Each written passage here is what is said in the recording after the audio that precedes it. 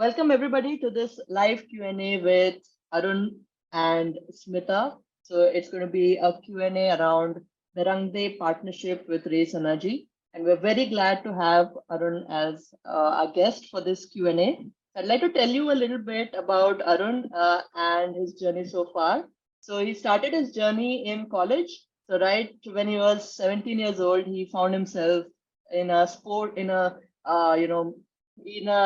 motorsports team and at Bits Pilani from day one. And he went on to lead that team in his final year. So very interesting story. The team actually manufactured 2 race cars every year and raced them across Europe and India. So he's been at this for a long, long time. His projects included turbocharging naturally aspirated engines to increase fuel efficiency and performance of these race cars. And having a keen interest in building these things, he spent a lot of years researching and understanding the electric vehicle space and specifically the battery swapping technology and the solutions available. So that is a little bit about him. Then he went on to he founded RacEnergy along with his fellow college mate Gautam Maheswaran in 2018. They're headquartered in Hyderabad, and they focus on accelerating the adoption of electric vehicles in India, starting with electric three-wheelers in the public transport space. Arun holds a PE honors in mechanical engineering from Bits Pilani, and he went on to work with ID Energy in Switzerland with a focus on waste to energy plant concept for producing ethanol from waste through biological methods. He's now with us for this live Q&A session. So welcome, Arun, to this session. And I think first I would just like to ask you how the RacEnergy journey has been, a little bit about the RacEnergy story and how it's going, and then we'll ask you the rest of our questions. So welcome once again. Sure, I think, firstly, thanks for that very detailed, introduction. Thanks a lot for that. And also thanks for everybody who's joined in here, and also thanks for giving me this opportunity to speak to all of you, tell you about my journey and, all the things that we're doing. I think Race was started in 2018. We were just 1 year of our, I think we just graduated in 2017 and we started in 2018. So we're just a bunch of too young. I mean, we're still like that. We're still figuring out our way as we move forward in our journey. But I think even back then, we just decided to, given our experience in the automotive space, given the experience that we had with building automobiles, we decided, and this whole EV revolution was happening. I think, especially in the automotive space, it's something. I think the last time someone who's not have had deep pockets and come out and build automotive companies was back in the 1900s, early 1900s and late 1800s. So it's something like a once in a century phenomenon which that happens. And given the fact that we were, we had this experience with us, we really didn't want to miss out on this opportunity. So we went out on the road. We wanted to figure out a problem that we could solve, especially with our sort of technical understanding, our capabilities. We spoke to a lot of these, we spoke to different segments of vehicles, but then eventually we started focusing on speaking to auto rickshaw drivers. There was a very clear, gap, especially because there was an understanding that eventually all segments of vehicles will move to electric, but auto rickshaws did not have any particular product, because four-wheelers, you had your Kia was there back in the day, two-wheelers, Ather was coming up with something. The three-wheelers, you had e-rickshaws, but that's a completely different segment. But auto rickshaw is the one that we think about and see every day. They had nothing. And even today, we don't have a great product, multiple, at least, products out in the market. And so, yeah, I think, that's how we spent about 3 to 4 months researching about the market and, decided to start building the product in 2019. And I think 19, 20, 21, of course, COVID didn't make it easy. And 2022, this year is when we kind of launched the entire platform. And yeah, we're currently live and sort of starting to scale up from next year. Superb. So I'm now going to hand over the conversation to Smita. She has a lot of questions for you. Smita, please go ahead. Sure. So I'll get started, and of course, everybody here can jump in with their questions as well. So, Arun, considering that you started to work with the auto rickshaw drivers first, could you also help us understand what kind of challenges you faced in terms of them adopting this? Was there any friction? If you can walk us through that journey, that'll be a great insight for us. Yeah, sure. I think what we decided to do. I think we were better, builders of the product rather than sort of figuring out like a financial model. I think that's not our forte. So what we did was we had a very strong feedback loop from with the drivers. So even before we conceptualized the whole concept, we probably had spoken to 500 drivers already by then, one-on-one conversations, understanding what they wanted.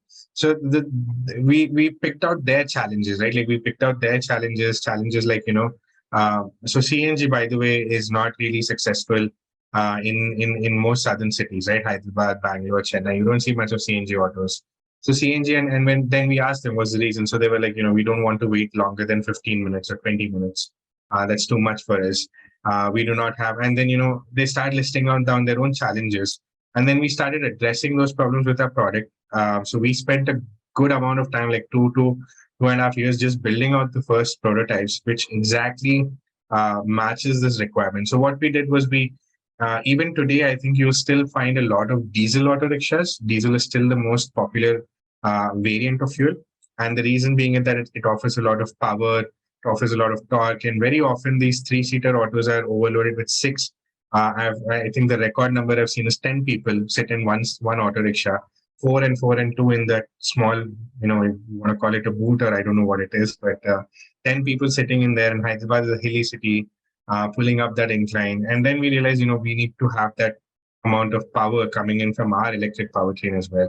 So we went out and built those things. And then when we went out and showcased our product, it was an instant crowd, attraction, and everybody was just flocking around the vehicle asking about it. So for us, selling the auto rickshaw has never been a problem. And still today, I don't think that's really a problem. What our dream and what we think about it, at least in our heads, is that this is some sort of what we're trying to build is some sort of a Tesla for a three-wheeler.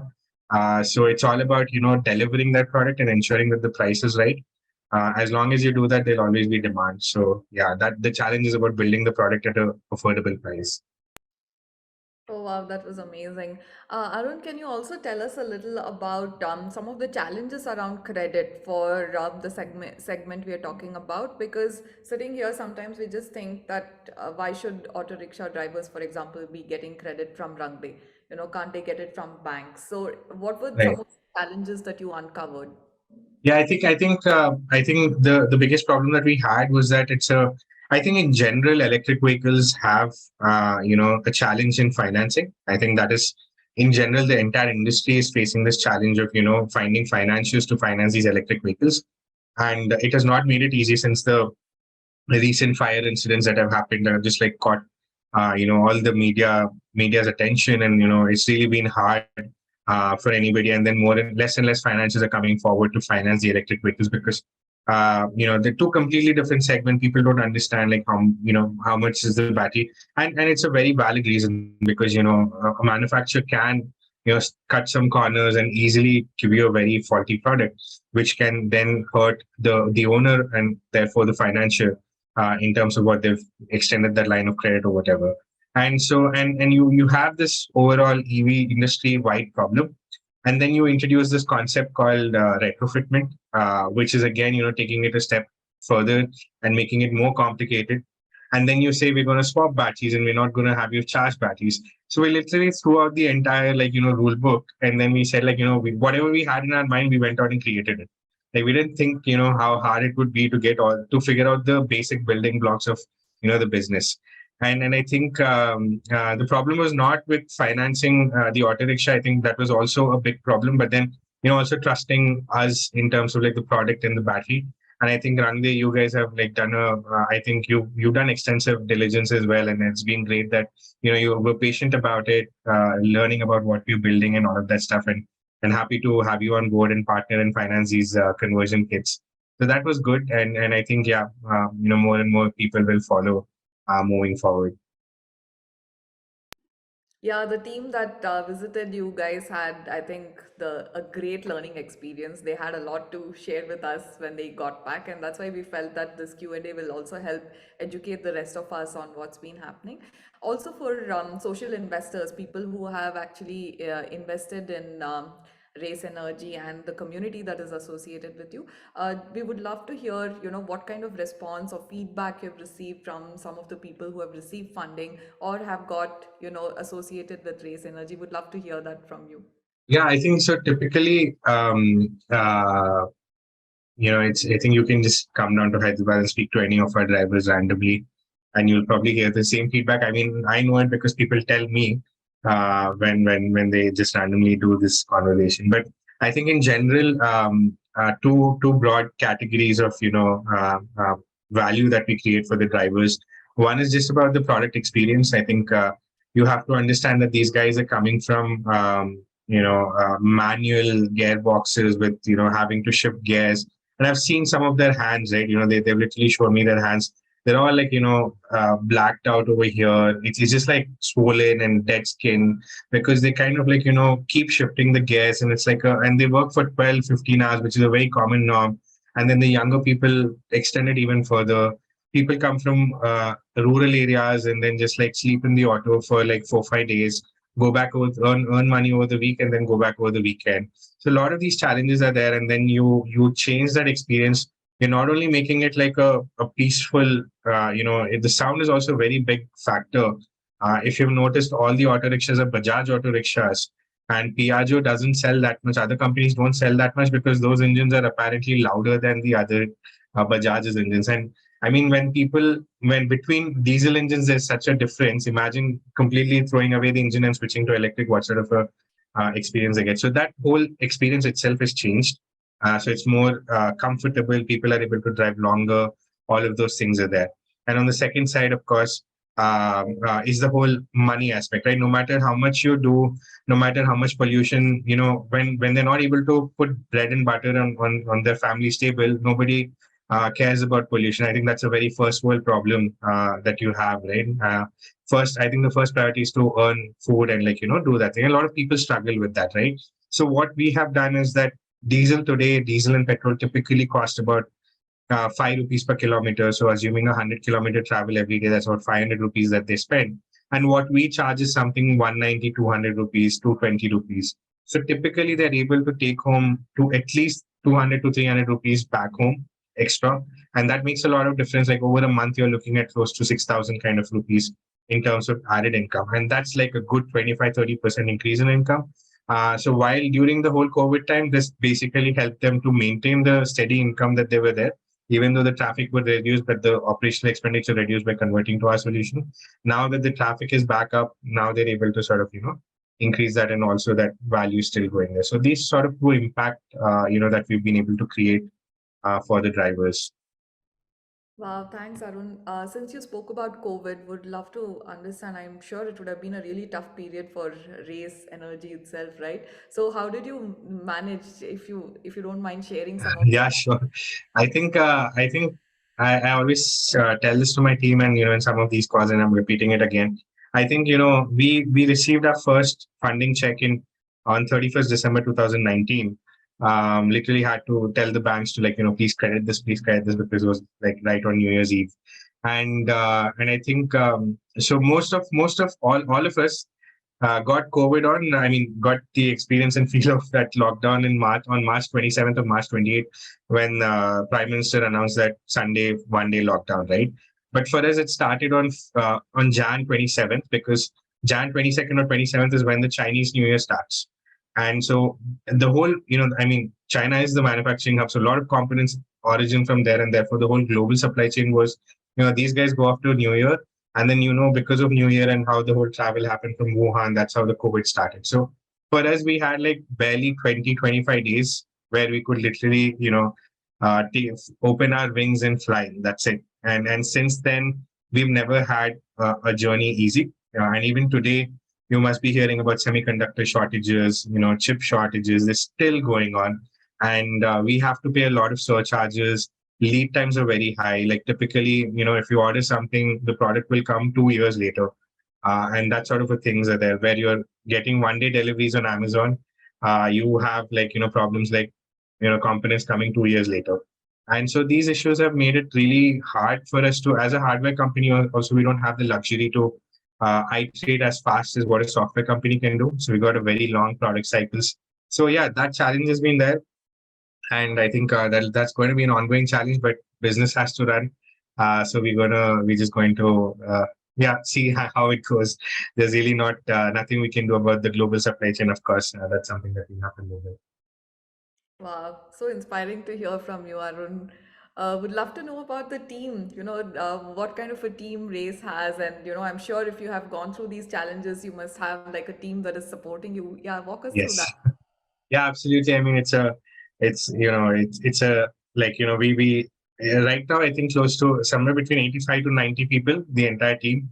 And, and also like for a very long time, we had Saturdays working, we had to convince people to, tell them that, like, we really don't have the luxury of like giving you 2 days off on a weekend. We are not a software company. And even today, I think the entire team is here right now, working on a Friday evening. So then eventually, as we grow, I think this year is when we give second and fourth Saturdays off. So yeah, I mean, the whole team, of course, is behind this. And I think, spoken about myself, and Sukhit has also given like just to Gautam as well. Gautam and I mean, whatever has been told for me is pretty much the same thing for Gautam. And he's done the exact same things. He used to be in charge of like sort of taking the design to building the whole car. And even today, in our office, he's the best welder to weld things together till this date. And of course, like we built the whole team. Since then, we have Swaroop, I think, who interacts with you very often with this whole partnership. He's coming from ISRO. He was kind of taking care of the strategy for the human space flight mission which has still not yet been launched, but like that whole strategizing piece and everything. He's a graduate from IIT Madras. We have now added folks from TVS to set up our dealer network. Arun, also by the name of Arun, he used to lead the whole South India dealer network for TVS. Now he's joining our team. Bhupinder comes in from Battery Smart, which is another battery swapping company based in the north, who do more of the operations kind of work and have figured out the models. So yeah, I mean, this is the brief of the team, but of course, many layers, as you know, to it, and totaling up to 90, and hopefully soon hitting 100. Wow, more power to you guys. I'll take a pause here. If there are any questions from the group here, would love to. Yeah, so there are a couple of questions from Jyoti and from Soumitra. So I'll ask Jyoti's question first. He says, is Arun looking for expansion into other geographies? Has there been any feasibility done? Yeah, so I think this is always a challenge for us. We cannot expand into other geographies that easily. I think because we have all this huge weight that we have to carry with us. Because we just can't launch our product in any city that we want to, because firstly, we have to come up with the whole swapping infrastructure. Battery swapping is essentially, I'm sorry if I didn't explain this before, but essentially battery swapping is, instead of you having to charge the vehicles, you simply swap your batteries. And that's what we are pioneers in. That's what our core business and technology is. And that's what we're also sort of innovating and pushing the boundaries of technology.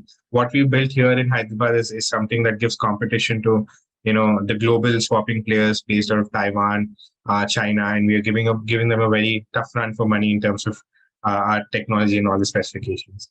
No. So what happens is when we have to go to another city, we have to set up this whole swapping station network that needs to be set up in advance of selling our conversion kits over there. So having said that, and then of course, network effects play. So when we are already present in Hyderabad, we always have this confusion whether should we just grow the Hyderabad, network. Do you want to have depth versus breadth? That's the kind of, confusion and decisions that we have to take. But I think hopefully soon, we're already present in Tirupati. That's our second city. We are looking at multiple southern cities next year. But we still haven't decided the plans. We'll do tier 1 and tier 2 is actually a very good market for us. So we're also considering tier 2. The more rural we go, the better for us, contradictory to, to what, one must think. But, the more rural you go, there's lesser public transport and all of that stuff. So auto rickshaw kind of becomes a mean of transport. and so they also tend to travel longer distances between villages or town to village. So the utilization of the batteries is much higher. So yeah, we'll see how that goes, but not yet decided on how to take it.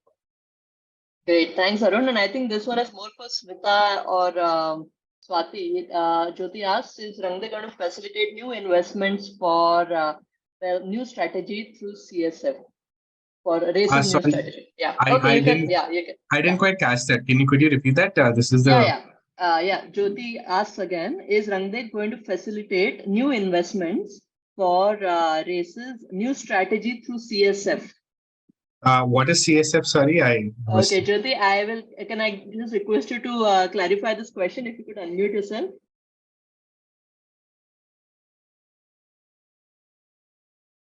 Jyoti, are you there? Okay, Jyoti, you're on mute if you're trying to speak, or we'll take the next question till Jyoti figures this out.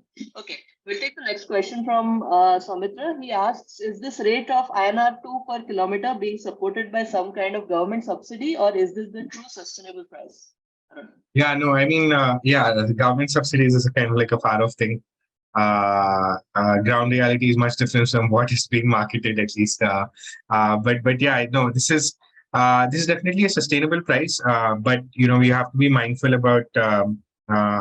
See, automotive generally doesn't work in volumes of, if you want to produce 50, 100 vehicles once in a while, that's not going to work out. And it's something, what luxury car manufacturers do. And that's also one of the reasons why, these luxury cars are very expensive. And typically would like to hit volumes of few hundred to at least 1,000 vehicles a month worth of production to kind of get to good prices.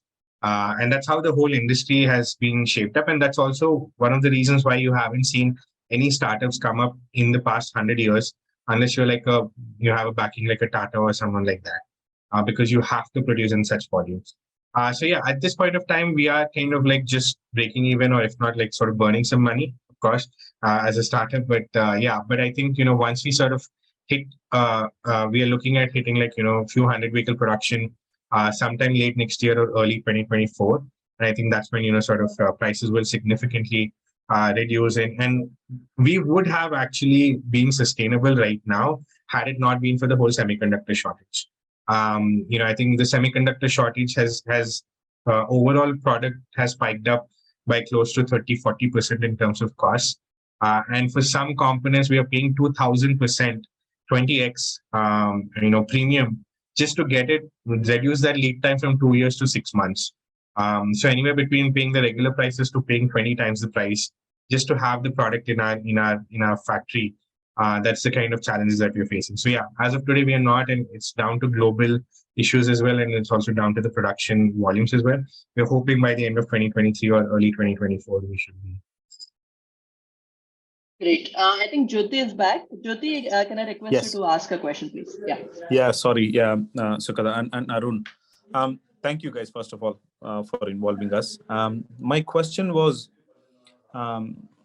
more to run the team, right? So is there a strategy that Arun is working towards that require Rangde support, where Rangde is pulling the contributors for this cause, right? That was my question. And CFS is nothing but a crowd source funding, so it's more of peer-to-peer investment network. So it goes everywhere. So that's why I referred to it as CSF. But we are all part of Rangde as contributors. That was my question. Thanks for that, Jyoti. So, just to answer your question, we are always guided by our partners, and wherever they feel that there is a need for credit that is not being met by current financial institutions that are available for them, we are happy to jump in, co-create a loan product that works for the communities. So, absolutely would be guided by the team at Race, just like it happens with our other partners. So, we are always open to that. So typically the way we work is we start small, see how things are working, if people are able to repay the loans, if it's actually helping in terms of creating impact, and then we gradually scale up. But we are always guided by our partners on what to do next. That sounds good. Thanks, Smita. Thank you, Jyoti. So we don't have any other questions right now. So Smita, you could continue, and we could take another short break for questions. Sure, I don't want to keep Arun too long on a Friday It's evening. okay. So, Not a problem at all. would love to hear, Arun, what your vision is for race and how do you see, what's your dream for race? Yeah, I think the dream is very simple, but very big. And I think it's having HPCL and BPCL. We would love to have a RacEnergy as well. Instead of dispensing petrol or diesel, dispensing batteries. I think it's a simple dream, but a very big dream. I think we're working towards it. We're already, sort of occupying some of these people's lands of HPCL and BPCL through the partnerships we've already made inroads, and we have a presence in all of our petrol pumps right now are at HPCL or BPCL locations. Hopefully, someday in the future, either we have RacEnergy, pumps, battery bunks, or HPCL still is there, and then they're, instead of dispensing you petrol, they're giving our battery in their own colors, and that's the deal. Wow, amazing. Any more questions from anyone else? Yeah, I think, yes, there is a question from Samit again. He says, pardon my ignorance, but compared to fossil fuels, what is the environmental impact of batteries? How sustainable is this at scale? I don't know if you could Yeah, answer. no, very good question, I would say, because there's like a lot of debate around this. I mean, everybody has their own, we've done our own math as well, how much we are, whether or not, first of all, is it even, creating some impact or reducing pollution, anything. So, but yeah, to answer your question, two things. I think firstly, so with us, yeah, we do reduce pollution. Given how India's electricity is produced, I think between 50 to 60% coal, if my numbers are correct, and renewables contribute about 25 to 30. Rest comes from hydro, biogas, and nuclear. I think at this sort of distribution of power, we save about 1.7 tons of carbon dioxide equivalent emissions per year per auto rickshaw. Had this been completely renewable, this would have gone up to 3.5 tons of carbon dioxide emissions reduction. But of course, we could do our own bit in terms of bringing in solar. But I think we're already taking up a lot of challenges, so we are happy with 1.7 at least at this point of time. But across the whole, and this includes, by the way, the production of batteries, the scrapping of batteries, even in terms of like how much emissions to extract the oil from wherever it's coming from. It's called, I think, well to pump or something like those, and everything it includes. I think we've taken into account a 7-year life cycle of the vehicle, and basis on that is what I'm giving the numbers. And in general, if you want to get a more broader answer, the thumb rule, or the basic fundamental is that the smaller your vehicle, the more pollution it reduces. So the best impact that you're going to get is from a two-wheeler. That's the likely where you'll actually reduce a lot of emissions. But like if you're looking at a four-wheeler like a Mahindra e-Verito or like a Tata Nexon, it's kind of questionable over there in terms of whether or not you're reducing emissions or not. So yeah, that's the kind of spectrum, and we slot in three-wheelers, which is just we're saving some emissions, but a long way to go to we can actually double it had it been for clean electricity. Superb. Thank you, Arun. Great, and that answers your question, Soumitra. We had a couple more people join in when you were answering this question. So just an announcement for everybody: if you wish to ask Arun a question, you can just hit the raise hand button on your Zoom, or you can just unmute yourself and ask a question.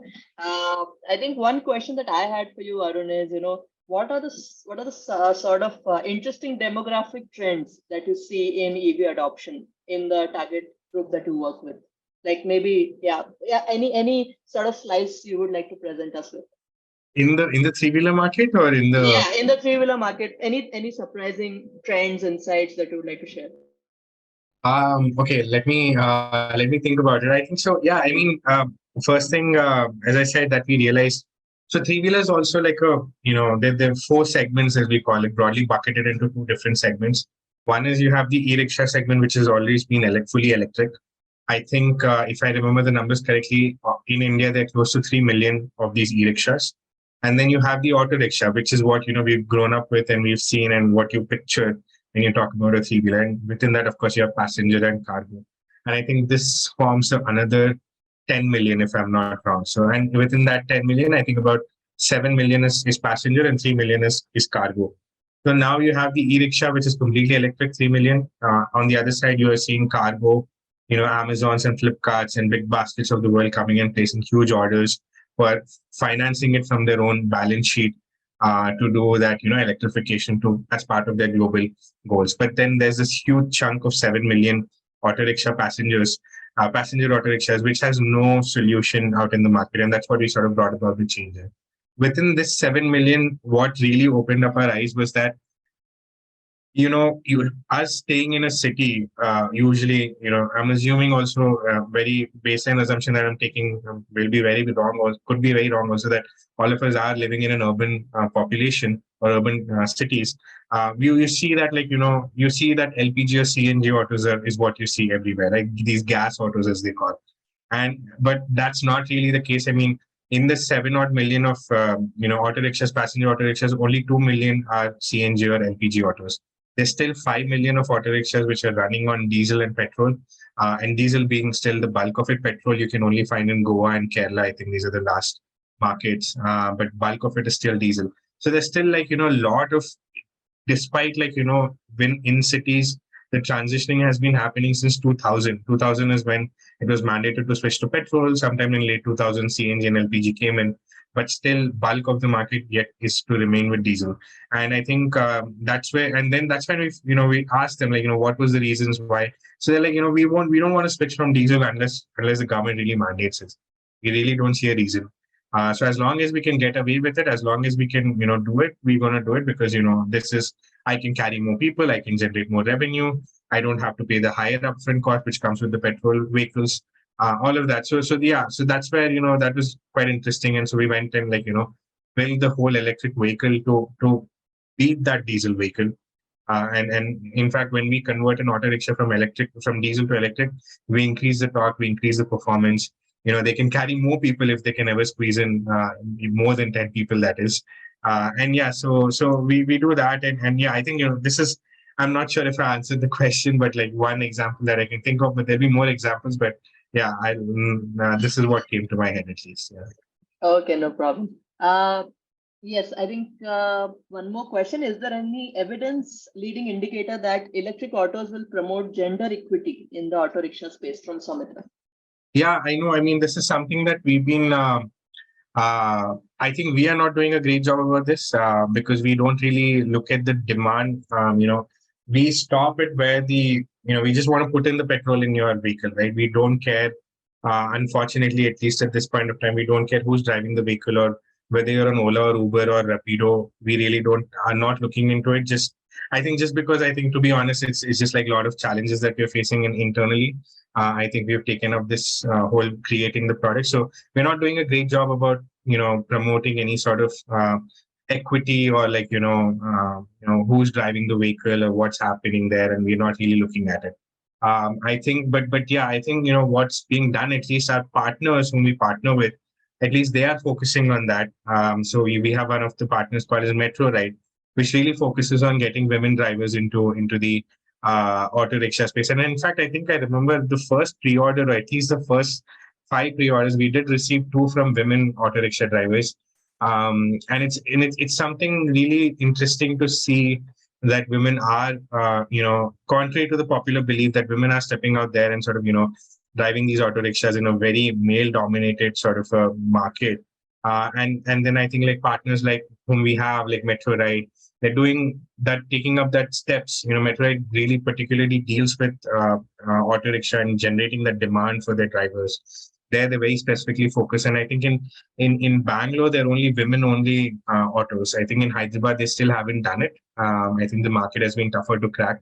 But in Bangalore, they're only specifically women-only drivers. So that's good. I think steps are being taken, unfortunately not by us. And I think, not really happy about it, of course. But yeah, at least happy that like we're partnering with people who are doing that. And yeah, that's the bare minimum that we think we are contributing at least. Yeah. Awesome. Great. Just on a side note, we recently funded women auto rickshaw drivers in Mirzapur. Swati, I think she'll be able to add more details about it. And yeah, so when you were talking about it, Arun, I just felt there's so many synergies. We should probably be able to connect you with other partners as well, Yeah. where some of these things are happening. And that was, in fact, that project was launched on the 15th of August. So Swati, you want to talk a little about it before we move on to the next question? Yeah, so this happened in the geography of Mirzapur, where we know that there's a need of gender equity. Women are not that vocal; they do not. They hesitate, in talking in front of strangers.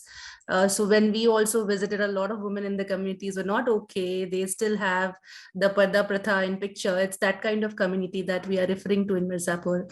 And one of our partners have executed this is with very noble project on the ground where they have build the capacity, and there are women e-rickshaw drivers who are buying the e-rickshaws and actually using the e-rickshaws, and we have met with 4 such women e-rickshaw drivers, and that was such an experience on the ground. So such an energy, and they were all very, so it was we were not able to feel that we have come to a community where the woman is not strengthened. So they were actually, they took a stand and they said, all the women community members from the communities, we will be happy to train you on how to drive the e-rickshaws, and we will have to, we'll love to have more women coming in and driving the e-rickshaws and earning their own livelihoods. So that was a beautiful project that we initiated in August 2022. Thanks, Swati. Yeah, Smita, should I proceed to the next question? Go ahead. Yeah. Yes. Okay, so PS Suresh has a question, Arun. How about states which have acute shortage of power coupled with frequent power cuts like Kerala and many parts of Tamil Nadu? Yeah, I think before I answer that question, so this was Mirzapur or Nizampur? I couldn't hear it properly. It was Mirzapur in UP. In UP, is that correct? Yeah. Okay. Okay, no, that's interesting. Yeah. So sorry. Yeah. The question. Yeah, I think. See, if anybody has got to deal with this better, it's a swapping platform that can deal with this better. I think that's primarily because you're sort of separating the battery from the vehicle. So, and you only have this smaller component, a smaller piece of vehicle which needs to be charged. And so what we do is also what the number of batteries that we put inside the vehicle, we have a certain percentage of vehicles of those batteries in extra. So let's say if I'm putting 100 batteries in the vehicles, I'll have 50 batteries in spare, always ready to be swapped. So in cases like this, which is very common in the entire country, like it's not just I think if anything, Kerala and Tamil Nadu are doing fantastic in that sense, in maintaining good power, but like it's worse in many other states, right? So this is where swapping also brings in that advantage, right? Like the batteries are spread across, the batteries can be moved around. We maintain a common, we maintain supply of extra batteries at different locations, and we ferry them across. So at the moment we realize that there's a power cut, our system, so we have a very advanced software system as well. So it lets you know like there's a power cut. It also knows like within the next hour, within the next 2 hours, how many auto rickshaws are expected to come and swap. So we have all of that data. We can predict all of this data, and so basis on that we take a call whether batteries have to be sent in to that location to restock the station with fully charged batteries or not.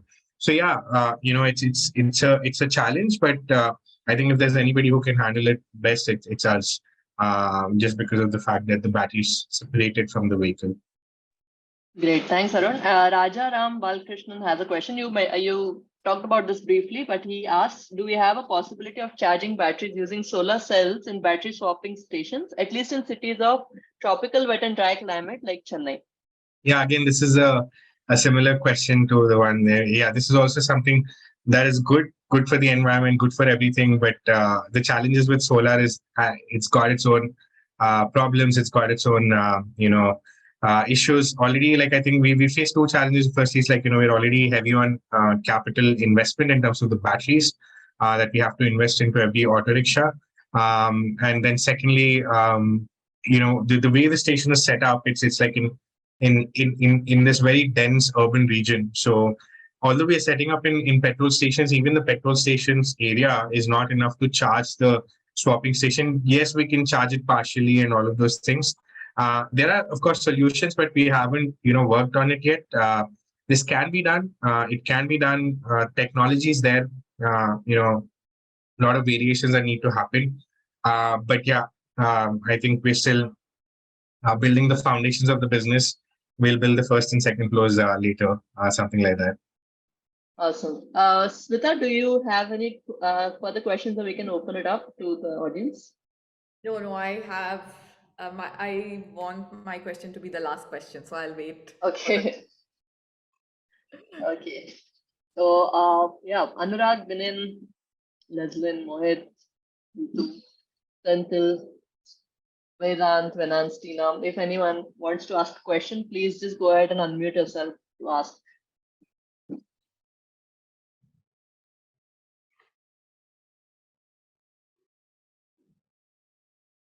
All right. Okay. Soumitra has another question. Speaking of long design cycles, does RACE use CAE, computer aided engineering, in its design process? If yes, could you share details of what it was used for? Well, of course, I mean, that's the very basic. If you want to create a financial model, it's an Excel spreadsheet. If you want to create a product, computer aided design is where you start off with. Of course, we do it in multiple, I think, places. So there's like, even with CAE, there's like, mechanical CAE, electrical CAE. I don't think electronics requires anything. Electronics also, I mean, just mostly from a designing and like sort of creating. So yeah, so the bottom line is that like all the products, if you just go to our website, I'll just drop in a link here. If you go to our website, it's all, all the products over here are completely designed right from scratch in-house. So all the mechanical components, all the electrical components, the electronics, the printed circuit boards, we do everything in-house, right? I think the only thing that we don't do in-house is the cell. That's it. And everything else. And that's why it's been a very long journey, and it's still like such a big challenge to scale up in terms of volumes. This can go anything from. So I'm a mechanical engineer. I think I can answer for the mechanical sides at least. Things like I think very basic is your cooling systems, right? I think you've all heard of this battery, fires and explosions and everything. It's all because they've cut corners or haven't designed the battery properly. This could have easily been tested and simulated. So one thing you can definitely do is design your vehicle and then go just put it on the field, put extra weight, make it run in summers. And Hyderabad is a very unique city that way that it's not just hot, it's also hilly. So you've got like this double thing that's happening, and so you put a lot of stress on the battery. So of course, I mean, first you start off by designing this whole battery pack, simulating all these stress conditions, simulating all this temperature, simulating how the air is going to flow around the whole battery packs. And then you realize that, okay, this is something that can work. Let me go out and make this product. And then you put it out in the field, and then you learn from that testing on the field, and then you make changes. Some examples were like, we were initially having a plastic body for our batteries, and the plastic used to sort of deform. It was just like a flat plastic, which would just curve in because of the heat that was being generated within the battery pack. And then we were also, our stations weren't air conditioned before. Now we have air conditioners within the station, so batteries are always being charged at 23, 24 degrees centigrade, precisely for that whole, battery fire problems. Precisely for that, we kind of do all of these things. Yeah, but it all starts off with CAE, and then we sort of, build the product from there. Cool. Venance has a question. Do auto rickshaw drivers face any other challenges in adoption other than credit? I think no, credit has been thanks to Ranga, I think credit has been a easier challenge, at least for now. I think more challenges, I think, per se come from, I mean, yeah, it could be a linked problem, but I don't think so. But like usually the owner, the person who's driving the auto is typically not the owner of the auto. So, you want to get the paperwork right. I think getting credit is an easier thing that's happening than just having your paperwork and everything sorted. I mean, we're not talking about like credit rating and all of that stuff, but like just having your driver license, ownership of that, you are the owner of the auto rickshaw. I think these are the challenges that are there, like because this is such a um, unorganized market, as you call it, I think. And so, yeah, that is really the challenge here.